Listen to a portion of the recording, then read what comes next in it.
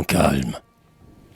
Le front nimbé des purs rayons de la fierté, le torse débordant de la sève féconde qui gonfle les rameaux de l'arbre liberté.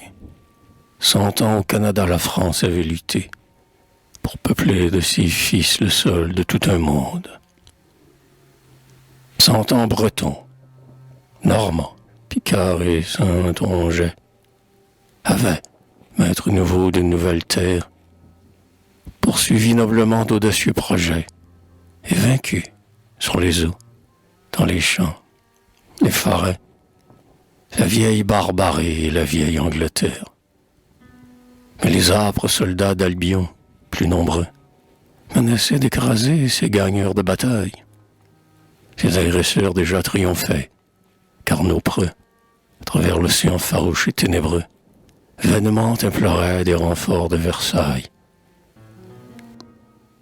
Louis XV était sourd à leur appel navrant.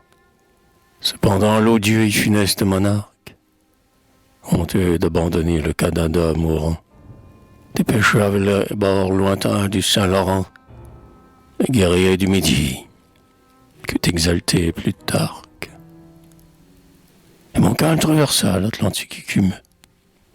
Le paladin, épris des héros de Corneille, fidèle aux souverains, fier d'ancêtres fameux, dès sa jeunesse avait, intrépide comme eux, accompli des exploits dont l'esprit s'émerveille.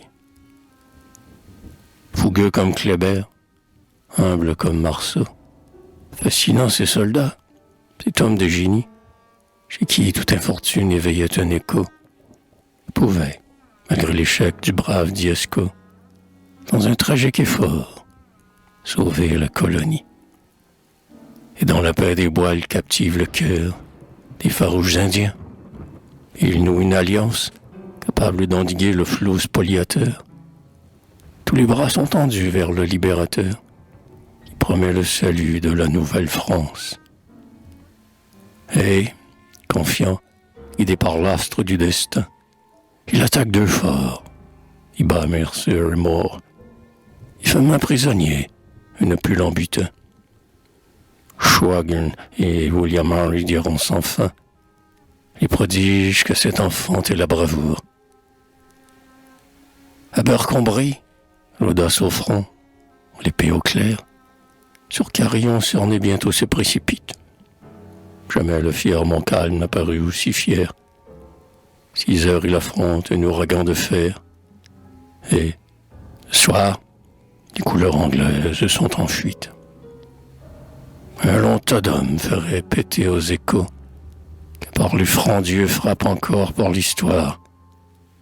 Et l'ange du pays vient baiser nos drapeaux et couvrir de lauriers plus brillants et plus beaux nos preux ivres de joie et tout chargés de gloire.